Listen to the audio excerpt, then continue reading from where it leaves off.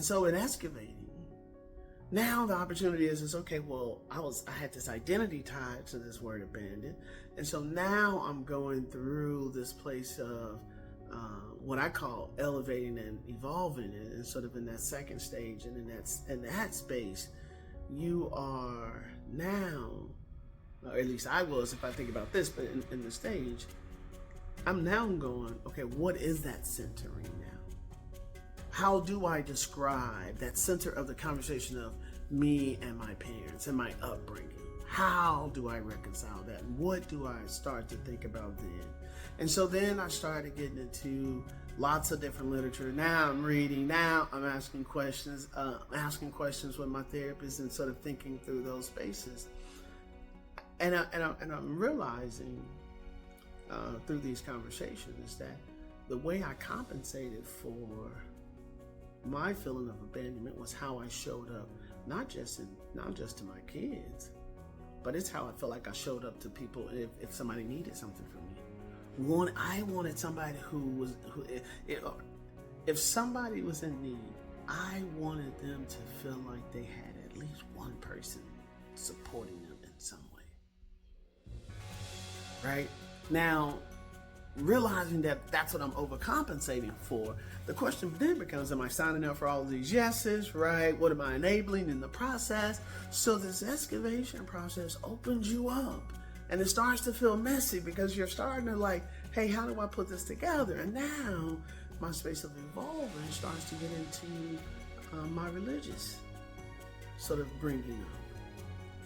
And feeling like that was a disconnected from the spiritual energy that was sort of guiding me in sort of this space.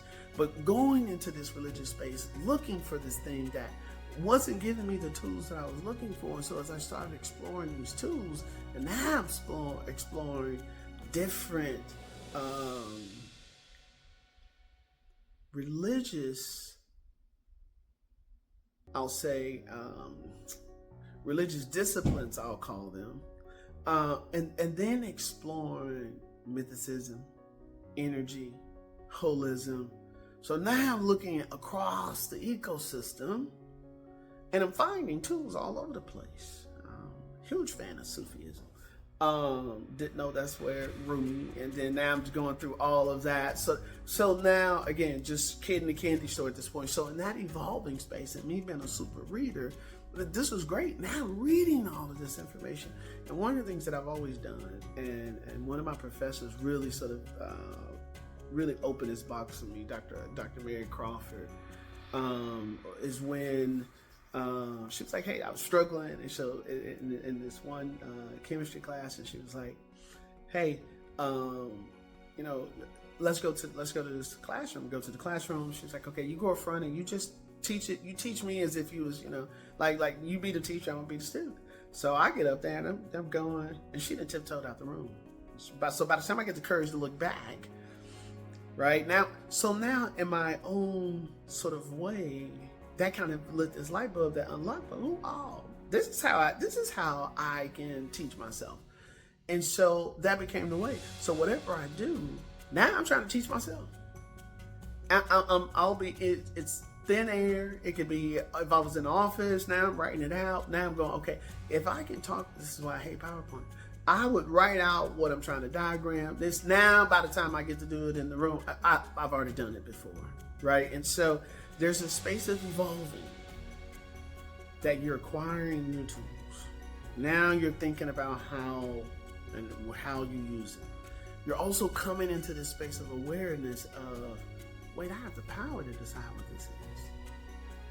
I had the power to own the narrative around my story, having done the work, to be able to reframe in a way that honors these just were the conditions. I was 0 to 1. I was 1 to 2. I was 3 to 5, right? I had no control over some of these things that were hot, right? And so there's this space where, as you're growing through it, so again, bringing in back what Dr. Crawford brought me, so now you get into this third phase of now you're integrating this. Now you're iterating. Now you're like, not this. And so you're playing with different things in different ways. You are now looking for what serves you for you. I know how to fill up Nairi's cup. I don't need no help on that. So many folks don't know how to fill up their own cup. Now, the Growfessor is really good at teaching folks how to, or guiding folks on how to fill up their own cup and fill their own cup up for themselves. But I'm not going to segue too far on that. So back to the space of now this integration. Now you're trial and error. Right? You're practicing what ways you want to set certain behaviors and how you want to set certain behaviors. And so you're going through these things which are self first. How do I want to establish my own self-discipline? Because when I establish my own self-discipline, it becomes easy for me to set the appropriate boundaries for how the externals interface with me and how I interface with the externals. And so as you go through this process, you're excavating here, you're elevating, evolving here, you're integrating here. And the process about all of this is, it's all happening at the same time. It seems messy, but it's so actually controlled chaos because we all kind of know how our mind works and can kind of see how all that things are. And so one of the things that I realized is that when you're just being and you start to just sort of lean into these processes, they start to work by themselves. And now you get to be in and out as you pull through, sort of in this real dynamic way.